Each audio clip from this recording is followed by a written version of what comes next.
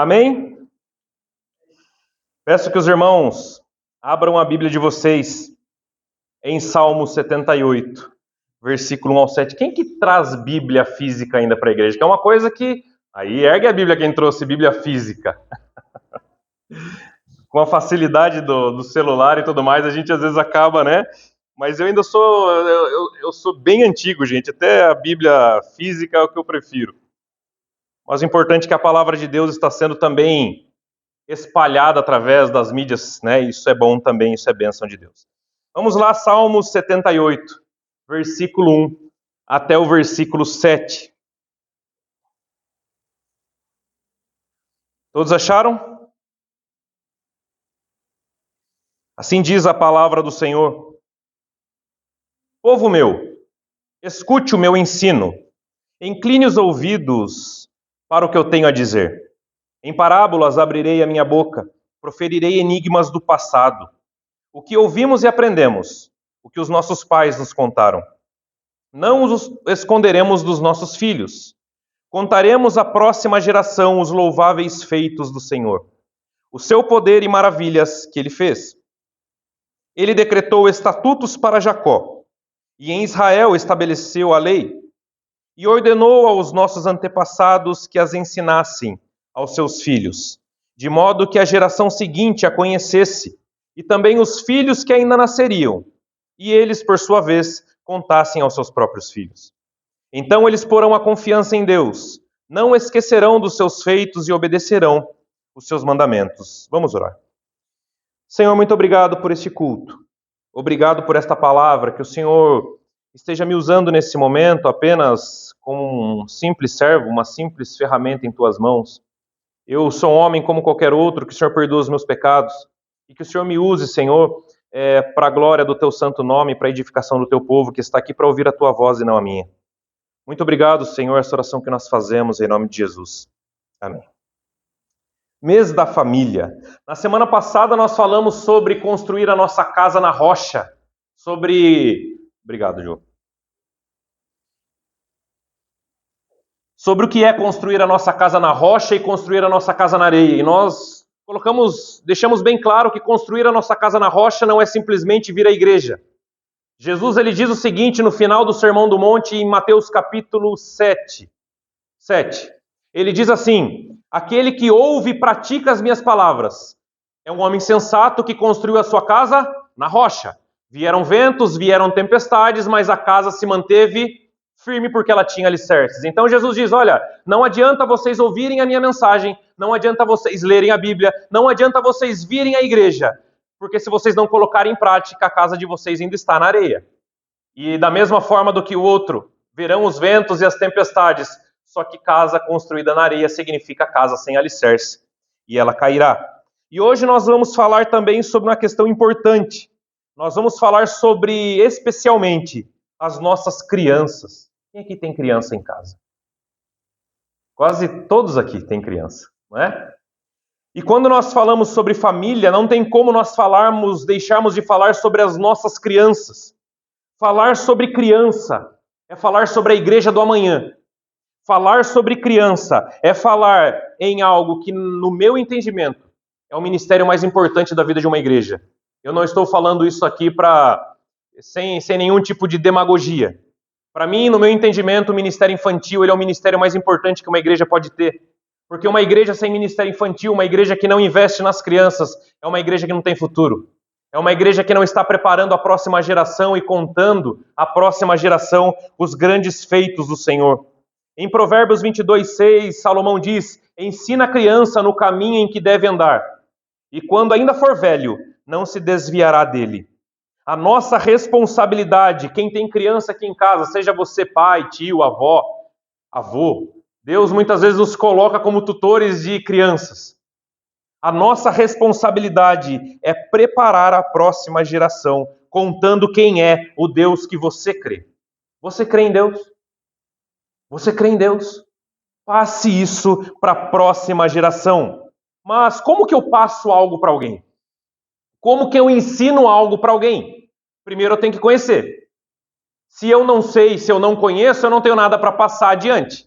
Então a nossa postura como pais, e avós e tios, enfim, qual é a nossa postura? Aprender, nos dedicarmos a estudar a Bíblia, a ler a Bíblia, para que nós tenhamos o que falar para os nossos filhos, porque se eu não tenho nada a dizer, o que eu vou ensinar? E corre o risco de eu ainda ensinar errado. E ainda é um problema maior. Preparar a criança, ensinar a criança no caminho que deve andar, é dar atenção, prioridade ao seu filho. É dar atenção, abrir um espaço na sua agenda para ensinar o seu filho sobre a palavra de Deus. Você aí que tem criança em casa, e eu sei a correria que é porque eu também tenho. Qual foi a última vez que você parou e gastou um tempo com o seu filho, ensinando sobre Deus? Qual foi a última vez que você reservou 1 hora do seu dia, ou algo parecido, para exclusivamente mostrar para o seu filho quem é Deus e quem é o Deus que você crê? Porque antes dele conhecer o Deus que crê, ele vai olhar para você como servo desse Deus e ele vai tirar uma medida, se vale ou não realmente a pena crer nesse Deus que você tanto fala. Qual foi a última vez que você e eu, nós paramos para ensinar? Salmo 78, vamos agora para o contexto desse texto a qual nós vamos falar essa noite. Foi escrito por Asaf. Asaf, ele foi um músico importante em Israel nos tempos do rei Davi, no período do rei Davi. O foco de Asaf era relatar à nova geração de músicos os grandes feitos do Senhor. Asaf aqui estava enfatizando que Deus é o Deus de Israel que tirou o povo do Egito, que caminhou com o povo 40 anos no deserto, que é o Deus que fez com que o povo atravessasse o rio Jordão, depois de atravessar o Mar Vermelho. É o Deus que era a coluna de fogo durante a noite e a nuvem durante o dia. Asaf estava passando para os mais novos quem era esse Deus. Esse ponto é importante porque naquela época, e nós vamos falar isso mais adiante, a forma mais eficaz de ensinar alguém era verbalizando algo, porque nós estamos falando aqui de uma geração que 15% só era alfabetizada. Todos os outros 85% eram analfabetos, então a escrita não era comum para você ensinar como é hoje. Hoje nós temos a escrita e tantas outras coisas, mas naqueles tempos era verbal. O pai passava para o filho para o seu filho, e as gerações iam conhecendo a Deus, porque era a forma mais eficaz de você conhecer quem era o Deus de Israel. Versículo 1 ao versículo 3, acompanhe comigo. Povo meu, escute o meu ensino, incline os ouvidos para o que eu tenho a dizer. Em parábolas abrirei a minha boca e proferirei enigmas do passado. O que ouvimos e aprendemos, o que os nossos pais nos contaram. Asaf, então, ele estava trazendo à memória o que ele havia aprendido dos seus pais. Ele não estava contando algo que ele ouviu, um boato por aí. Ele estava contando algo que ele aprendeu desde criança com os seus pais. Então ele chama atenção, povo, escute o que eu vou dizer. Vocês precisam saber quem é esse Deus de Israel. Estamos falando de uma época onde o povo de Israel, mais uma vez, tinha voltado suas costas para Deus e estava na idolatria. Mais uma vez, o povo de Israel estava embarcando nas loucuras idólatras e pagãs. Então Asaf, como um clamor, ele diz: escutem. Vocês não sabem quem é o Deus de Israel, então escutem o que eu vou dizer. Eu vou falar as histórias do passado, para que vocês saibam quem é o Deus verdadeiro, quem é o Deus dos céus e quem é o Deus da terra. Você tem experiências com Deus? Se você sentar para conversar com alguém, você tem histórias para contar de quem Deus é na sua vida? O poder que Deus tem e o que Ele faz na sua vida? Lembrando aqui mais uma vez que a forma oral era a forma mais tradicional de se ensinar alguém. Mas a primeira coisa que nós podemos aprender com os pais de Asaf é: tenha tempo para o seu filho. Nos dias de hoje é muito corrido. E parece que cada dia que passa, ou geração que passa, vai ficando mais e mais corrido. Hoje pela manhã eu brinquei, um jovem, não lembro o que ele falou, e eu falei: eu sou da época que ainda a gente esquentava o leite na chaleira. Quem é que faz isso hoje? Ninguém mais, né? Por que vocês não fazem? Coloca no micro-ondas, é 30 segundinhos. Nós estamos numa geração onde tudo é rápido e não tem problema nenhum quando a tecnologia vem para nos ajudar. Mas isso não pode entrar na nossa rotina e na criação dos nossos filhos. Nós queremos tudo para ontem, nós somos uma geração que queremos tudo rápido, tudo na hora. Mas gaste tempo com o seu filho, gaste tempo com a sua criança, ensine quem é o Senhor para ele. Nós vemos nos dias de hoje pais e mães mais preocupados em comprar o videogame mais moderno e dar o tênis mais caro que existe, mas nós não vemos muitas vezes pais preocupados em ensinar quem é Deus. Nós vemos pais preocupados em pagar a escola mais cara que tem no momento, mas nós não vemos muitas vezes pais com vontade e tempo de ensinar quem é Deus, porque talvez nem eles saibam quem é. O nosso papel como pai. Se você conseguir, no final da sua vida, deixar bens materiais para os seus filhos, amém. Se você conseguir, no final da sua vida, deixar o seu filho encaminhado aí no mercado de trabalho, pagando uma faculdade para ele, amém. Não é errado, tá? Só que se você partir dessa vida sem ensinar quem é Deus para o seu filho, o seu papel como pai e mãe foi um fracasso. Você pode deixar tudo para o seu filho, mas se você não ensinar quem é Deus, se você não ensinar quem Deus é na sua vida primeiro, as experiências que você teve com Deus e a palavra de Deus para o seu filho, você pode deixar um castelo para ele, que isso de nada valerá.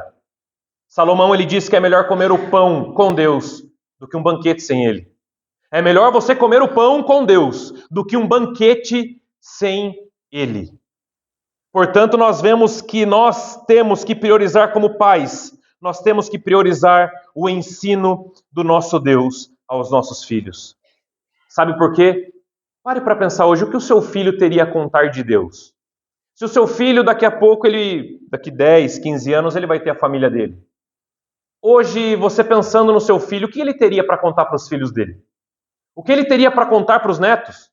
Será que ele tem bagagem e histórias e será que ele aprendeu algo da sua parte para que ele possa passar adiante para as próximas gerações? Não fale. Hernandes Dias Lopes diz que é como uma corrida de bastão. Alguém aqui assiste a Olimpíada? Eu assisto pouco. Vocês já ouviram corrida de bastão, de passar o bastão? Onde a pessoa vai correndo e passa para o outro e o outro vai e assim passa. Se nós falharmos em passar o bastão nessa corrida, é algo que gerações futuras irão sofrer, por isso nós vamos ver mais no final que isso é uma realidade. Versículo 4 ao versículo 6, acompanhem comigo. Não os esconderemos dos nossos filhos, contaremos à próxima geração os louváveis feitos do Senhor, o seu poder e as maravilhas que ele fez. Ele decretou estatutos para Jacó, e em Israel estabeleceu a lei, e ordenou os nossos antepassados que ensinassem aos seus filhos, de modo que a geração seguinte a conhecesse, e também os filhos que ainda nasceriam, e eles, por sua vez, contassem aos seus próprios filhos. Entende que é algo que não acaba nunca? Irmãos, vocês já pararam para pensar como o povo de Israel sabe de Gênesis até o Antigo Testamento, e principalmente Gênesis e a lei, o Pentateuco, eles sabiam de cabeça? Sendo que antes de Moisés não havia nada escrito. Antes de Moisés escrever o Pentateuco não existia escrita. Não existia escrita para o povo de Israel, existiam povos com escrita como os egípcios. Mas o povo de Israel não tinha escrita. Era sempre passando ao seu filho verbalmente, isso é incrível. Os pais não deixavam de ensinar os seus filhos e séculos foi assim. Por isso que Moisés escreveu Gênesis. E no princípio criou Deus os céus e a terra. Como que Moisés sabia disso? Como que Moisés sabia disso? Porque foi passado para ele quem criou os céus, quem criou a terra. Isso não falhava. Asaf continua dizendo que a mensagem de Deus não seria encoberta dos seus filhos e que Deus ordenou, era uma ordem de Deus, para que os pais ensinassem aos seus filhos. Isso era uma ordem de Deus. Asaf, ele estava falando para a comunidade de Israel, dizendo que eles iriam contar à futura geração quem era o Senhor. O propósito da geração de Asaf era preparar a próxima. Asaf e as pessoas que viviam na sua geração tinham isso em mente. E nós precisamos passar o bastão adiante, nós não podemos falhar. Nós temos que ter esse compromisso. Por isso eu disse no começo, que o ministério infantil ele é o ministério, no meu ver, mais importante da vida de uma igreja. Mas é importante também dizer que a igreja não deve criar o filho de ninguém. A Bíblia diz que os pais são os responsáveis por passar aos seus filhos os grandes feitos do Senhor. A igreja está aqui como um braço de apoio. A igreja está aqui para ajudar, mas não é função da igreja ensinar o filho de ninguém quem é Deus. Essa é uma função, uma obrigação que o próprio Deus deu a cada um de nós como pais. Mas voltando ao ministério infantil, igreja que não investe em ministério infantil está cavando a sua própria sepultura. Aqui eles vieram na frente agora, eles oraram. Eles estão lá na salinha. E eu sempre falo para Mara, para a irmã Mara, que é líder do ministério infantil. Eu não quero nunca matéria... contar historinha para boi dormir para criança. Eu nunca vou permitir que o ministério infantil conte lorota para criança. Sabe por quê? Porque senão a gente está tirando elas do culto apenas para não atrapalhar os adultos. E ministério infantil não é isso. A salinha ela serve lá no fundo não só para tirar as crianças do templo, para não atrapalhar os adultos, não é isso. Existe essa linha para que o evangelho puro e simples seja pregado na visão e na mentalidade das crianças.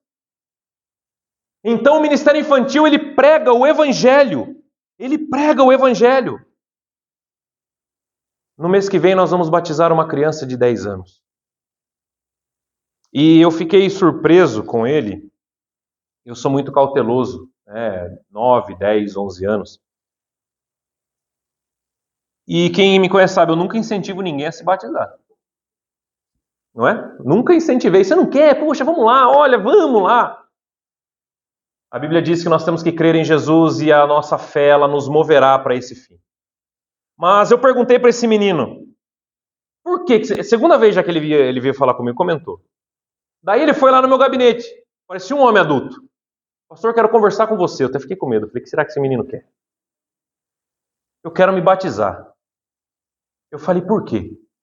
Ele falou, porque eu creio que Jesus é meu Salvador e Ele perdoa os meus pecados na cruz. Eu falei, então a gente vai batizar você. Se ele falasse, eu quero porque eu acho legal, minha mãe é batizada, meu avô. Eu vou batizar porque, poxa, faz parte, né? Já estou na hora, já estou com 10 anos, já estou ficando velho, olha a minha barba branca. Eu não batizaria. Mas ele deu uma resposta para mim que muitas vezes eu não ouço de gente grande. Eu quero me batizar porque eu creio que quem é Jesus, Ele é meu Salvador, Ele pagou os meus pecados na cruz. Eu não pensei duas vezes e falei, então a gente começa tal dia o estudo de batismo e você vai se batizar. Porque uma criança com 10 anos, ela já entendeu e compreendeu o Evangelho. Por isso que ministério infantil ele não deve servir apenas para tirar as crianças daqui, mas algo tem que ser ensinado lá. Algo tem que ser ensinado e graças a Deus, porque o ministério infantil dessa igreja é abençoado por Deus. E tem feito esse papel. E no mês que vem nós vamos batizar uma criança e isso é muito importante. Isso é muito importante. Eu já batizei 3 crianças aqui. Essa vai ser a quarta. Eu batizei a Júlia e a Bia. Batizei o Lucas, que é o filho do... Tem muito Lucas nessa igreja. O Lucas, que é o filho da Michele. Que na época ele era mais novo, 2 anos mais novo que é hoje. E agora eu vou batizar o mais novo de todos, que é o Enzo. E assim Deus vai fazendo, porque o evangelho precisa ser pregado.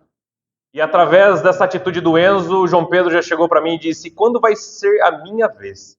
Eu falei, no dia que você compreender o que é o evangelho. Não é porque você é filho do pastor que você vai se batizar porque o outro batizou. No dia que você compreender quem é o evangelho, mas ele ainda não tem, ele tem 7 anos. Oro a Deus para que o Dani, para que o João Pedro, para que a Lorena, para que todos eles compreendam quem é Jesus, porque esse é o nosso propósito. Para que o Pedro e nós possamos batizar essa criançada aí, não é? Caminhando, irmãos, vamos... Agora eu peço que vocês abram o texto de 2 Reis, capítulo 20. Nós vamos continuar o texto. 2 Reis, capítulo 20. E nós vamos entender o porquê é importante nós passarmos para a próxima geração quem é Deus e qual problema dá quando nós não fazemos. 2 Reis, capítulo 20, versículo 1 até o versículo 6.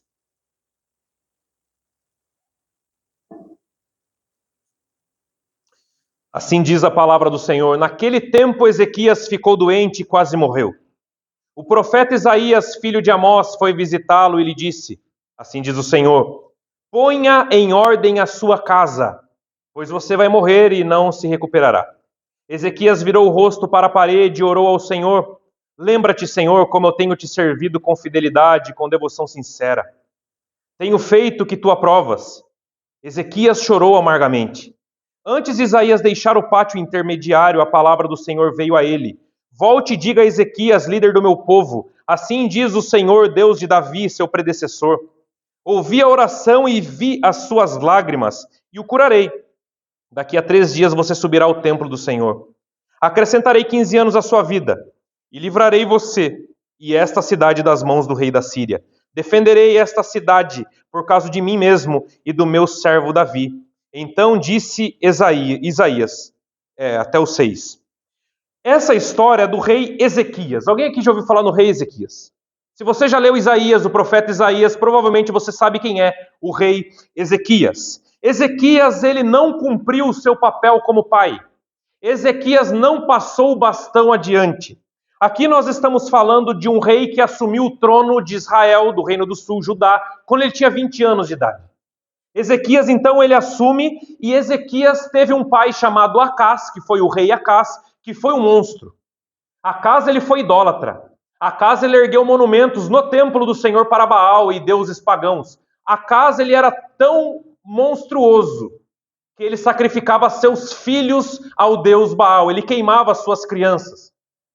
Acás, ele foi um deus terrível, mas Ezequias não. Ezequias, ele foi totalmente diferente do seu pai.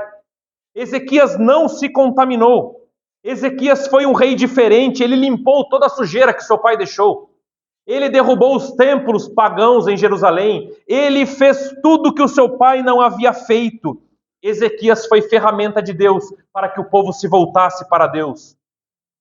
Ezequias foi uma bênção como rei, mas no auge do seu reinado, o império da Síria invade Israel, acabam com o reino do norte, que eram as 10 tribos. Nessa época, Israel era dividido entre reino do sul e norte, depois do reinado de Salomão.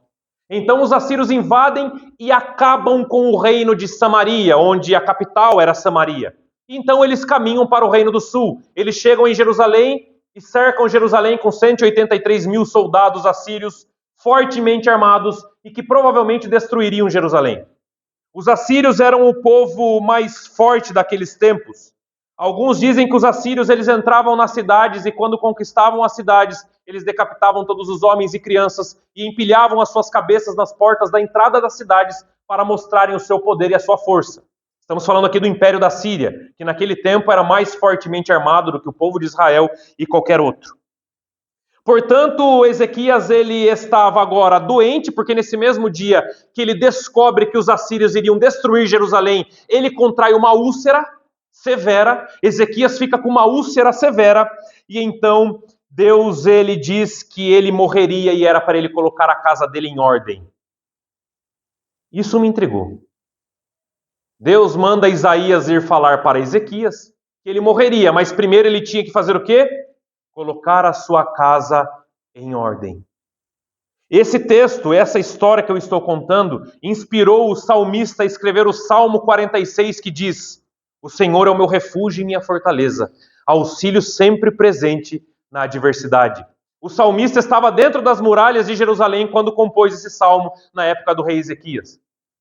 Esse salmo, ele inspirou Martinho Lutero a escrever o hino Castelo Forte é o Nosso Deus. Então nós vemos que essa história ela foi muito conhecida. Só que Ezequias, o rei que fez o povo voltar para Deus, estava com uma úlcera severa. Quem aqui já teve úlcera? Ou já passou, ou já viu alguém que tem úlcera?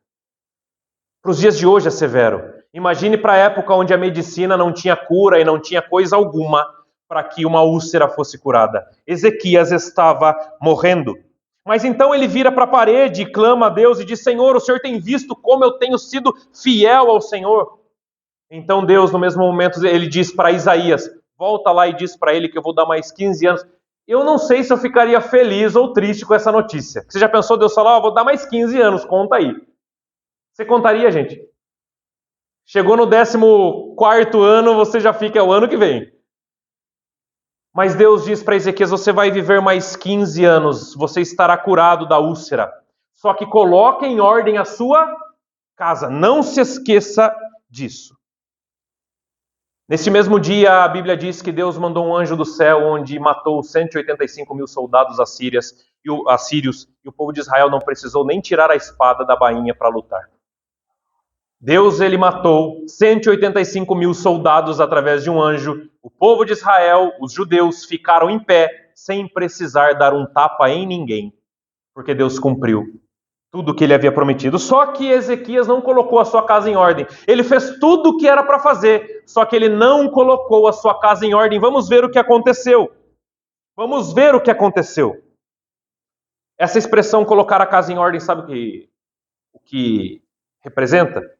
Ezequias, você vai viver mais 15 anos. E quem que assumia o trono do rei quando ele morria? O filho mais velho. O que Deus estava falando? Você vai viver mais 15 anos, mas prepare o seu próximo filho que vai assumir o seu trono. Naqueles tempos, quando o rei já estava enfermo e doente, era normal o herdeiro do trono já ser acostumado e preparado para ser rei. O que Deus estava falando? Ensina o seu filho tudo aquilo que eu fiz através da sua vida. Ensina, coloca a sua casa em ordem, porque você não vai durar para sempre, Ezequias. Só que Ezequias não fez isso.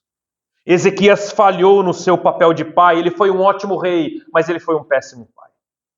E vamos ver o que aconteceu uma página depois, 2 Reis, versículo 21, versículo 1 ao 9. Vamos ver o que aconteceu apenas porque Ezequias deixou de passar o bastão à próxima geração. Versículo 1 ao 9. Manassés tinha 12 anos de idade quando começou a reinar e reinou 55 anos em Jerusalém. O nome da sua mãe era Hefzibá. Ele fez o que o Senhor reprova, imitando as práticas detestáveis das nações que o Senhor havia expulsado diante dos israelitas. Construiu os altares idólatras que o seu pai Ezequias havia demolido. E também ergueu altares a Baal e fez um poste sagrado para Azerá, como fizera Acabe, rei de Israel. Inclinou-se diante de todos os exércitos celestes e lhe prestou culto. Construiu altares no templo do Senhor, no qual ele havia dito: em Jerusalém porei o meu nome. Nos 2 pátios do templo do Senhor ele construiu altares para todos os exércitos celestes. Chegou a queimar o seu próprio filho em sacrifício. Praticou feitiçaria, adivinhação e recorreu a médiuns, a quem consultava a espíritos. Fez o que o Senhor reprova, provocando a ira. Ele tomou o poste sagrado que havia feito e pôs no templo, no qual o Senhor havia dito a Davi, ao seu filho Salomão: neste templo e em Jerusalém escolhi, dentre todas as tribos de Israel, porei o meu nome para sempre. Não farei os pés dos israelitas andarem errantes novamente, longe da terra que dei aos seus antepassados, se tão somente tiverem cuidado de fazer tudo o que lhes ordenei e de obedecer toda a lei que meu servo Moisés lhe deu. Mas o povo não quis ouvir. Manassés os desviou, a ponto de fazerem pior do que as nações que o Senhor havia destruído diante dos israelitas. Ezequias, ele falhou. Ele não ensinou o seu filho quem era Deus. E vocês repararam que Manassés, o filho de Ezequias, imitou certinho o que o seu avô Acas havia feito? Vocês repararam que claramente ali existia uma birra entre pai e filho, porque tudo que o pai fez, ele tratou de desfazer. Tudo que o pai fez, ele tentou de fazer por cima. Tudo que o pai instituiu, ele tentou e ele fez, ele destituiu. Ele foi totalmente ao contrário do seu pai, porque provavelmente o seu pai nunca o ensinou quem era o Deus de Israel e imitou exatamente o que o seu avô Acas havia feito. A Bíblia diz que ele levou Israel a ser pior do que as outras nações pagãs. Ele fez pior do que Acabe. Alguém aqui lembra de Acabe? De Jezabel, daquele povo? Só que nesse tempo Acabe também era rei. Olha que loucura. Manassés era rei do Reino do Sul. Acabe era rei do Reino do Norte. Imagina como não era a nação toda. Idólatras e Baal por todo canto. Não é à toa que Elias sobe até o... Eu esqueci o nome do monte agora, gente. O monte Vocês esqueceram também? Vocês lembram de Elias, Monte Carmelo? É que tem tanto monte na Bíblia. Elias sobe ao Monte Carmelo e desafia 250 profetas de Baal. Aquele que mandasse fogo do céu seria Deus verdadeiro. Por isso foi necessário aquilo, porque a nação estava completamente idólatra. Porque havia Manassés no reino do sul reinando e Acabe no reino do norte. Ezequias foi um ótimo rei. Ezequias ensinou ao povo quem era Deus, mas não ensinou seu próprio filho. Isso nos mostra uma coisa: não adianta você ensinar os outros e não ensinar os seus. Não adianta você mostrar aos outros quem é Deus e dentro da sua casa você não ensina quem é o Deus de Israel. Ensinar os nossos filhos não é apenas trazê-los para a igreja, envolvê-los em ministérios, achando que uma mágica acontecerá e o seu filho será um servo de Deus. Ensinar o seu filho no caminho que deve andar é você dar exemplo do jeito que você trata as pessoas, os negócios que você faz, a sua honestidade, porque o evangelho não é apenas teórico, ele é principalmente prático. Lembra que Jesus disse? Aquele que ouve e pratica as minhas palavras. Como tem sido a nossa vida como pai, como mãe? Você ensina o seu filho mais gritando ou mais agindo? Você ensina o seu filho mais berrando ou dando exemplo? É óbvio que às vezes um berro não faz mal para ninguém, gente. E um chinelo também não. Mas como tem sido a sua postura? Como tem sido a sua postura como um cristão? Será que nós vamos ensinar os nossos filhos apenas de palavras e não em atitudes? Uma criança ela vai aprender muito mais pelo que você faz do que pelo que você fala. Essa história de que faça o que eu digo, mas não faça o que eu faço, isso não deve existir para o cristão. Isso, na verdade, é hipocrisia. Não adianta nós ensinarmos os nossos filhos quem foi Pedro, Tiago e João num barquinho, se nós não ensinarmos o que está por trás disso. Não adianta nós ensinarmos Jonas na barriga de um peixe.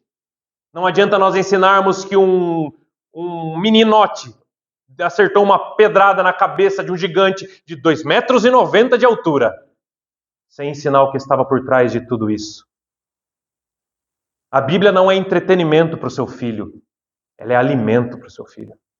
Ela não é algo apenas para ele ficar quietinho um momento para você fazer as suas coisas, deve ser algo aprendido, didático.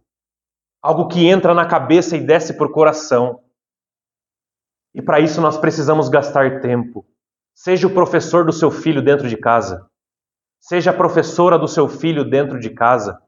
Ensine quem é Deus, não esqueça de passar adiante os grandes feitos do Senhor, porque Ezequias fez tudo o que Deus ordenou, mas ele negligenciou e não colocou a sua casa em ordem. E sabe o que aconteceu? Gerações e gerações do povo de Israel sofreram até acabarem na Babilônia por 70 anos escravos, por causa de Manassés. Manassés perverteu a nação e Deus disse que traria castigo sobre a nação. Então Nabucodonosor invade e leva todos os prisioneiros, rouba todos os ouros do templo de Salomão, leva para a Babilônia e o povo fica 70 anos escravo porque Ezequias não passou adiante os grandes feitos do Senhor. Não fale. Gerações e gerações vão sofrer com isso.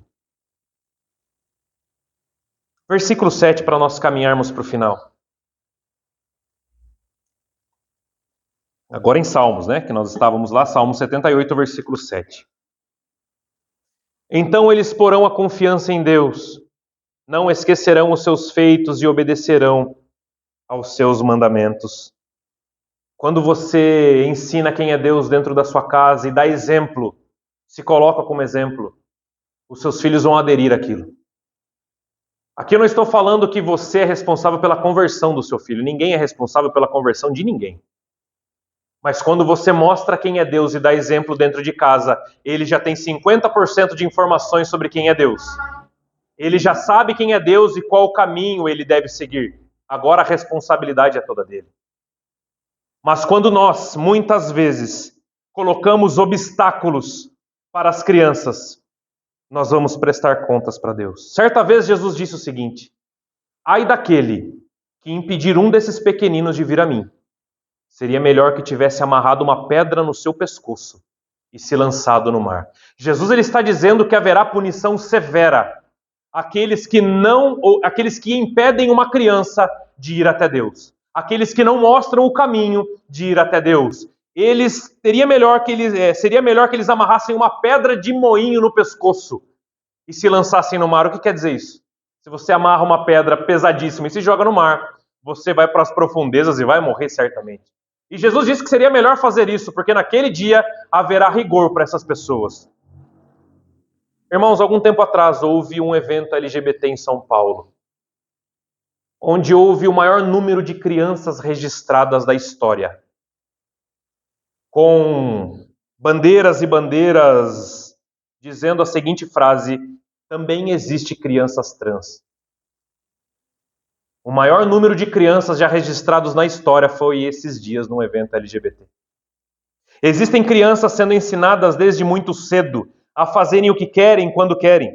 Existem famílias que educam suas crianças com mentalidades de adulto, fazendo muitas vezes elas abandonarem a parte boa da infância. Não crie o seu filho para ser um adulto, ele é criança ainda. Não tire a inocência do seu filho.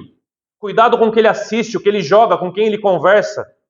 Respeite a faixa etária do seu filho, porque você vai prestar contas a Deus. Existem muitos pedófilos, abusadores infantis, que ganham dinheiro vendendo muitas vezes imagens de crianças na internet. Existem muitas pessoas que sequestram e matam crianças. As nossas crianças vivem num tempo cruel, cujos protetores deles são um único só: os pais ou os tutores, porque Deus os colocou para proteger as suas crianças. Não deixe com que o seu filho venha aderir a esses movimentos aí. Ai de todos esses adultos que ficam colocando obstáculos para essas crianças. Seria melhor que eles colocassem uma pedra de moinho no pescoço e se lançassem no mar do que ficar colocando obstáculos para uma criança jamais conhecer quem é o Deus de Israel. E esse é o nosso papel. É importante dizer aqui, tá, irmãos? Crente não é homofóbico, ou pelo menos não deveria ser. Até porque essa palavra é muito mal entendida.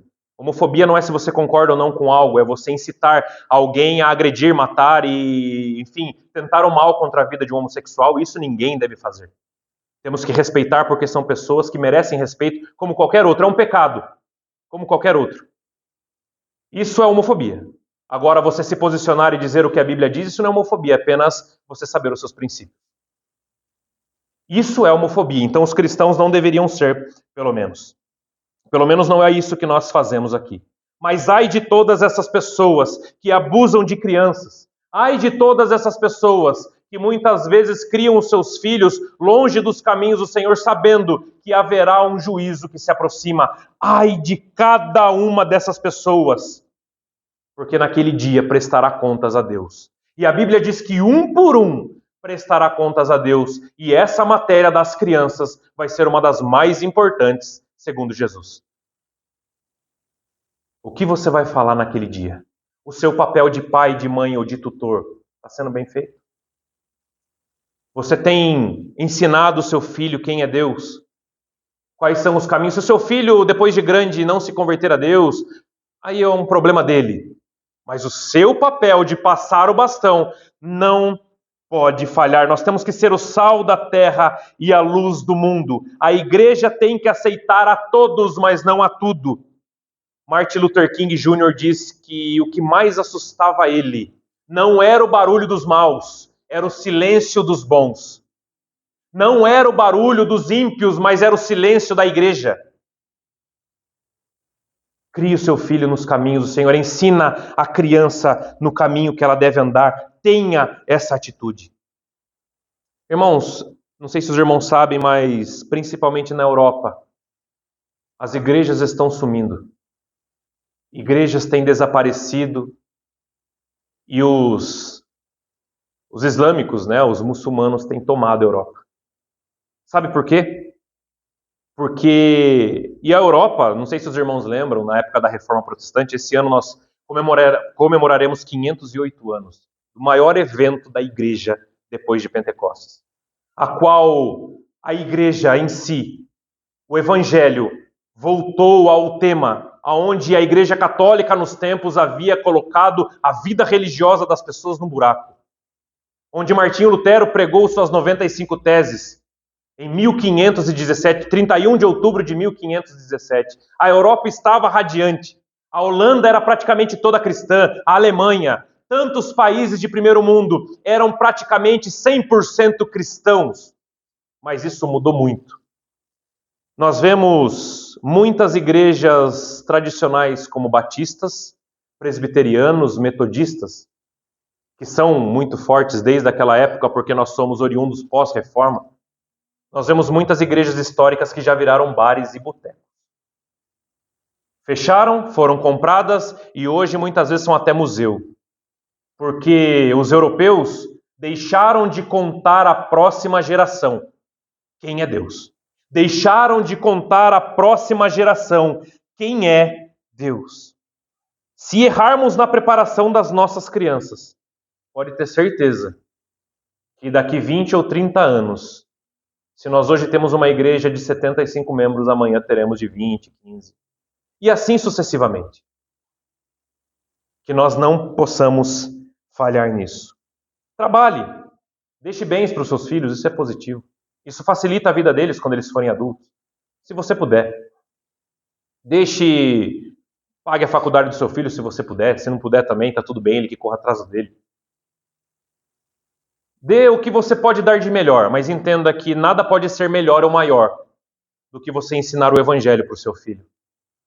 Não inverta as coisas. Coisas nunca serão mais importantes do que a palavra de vida eterna.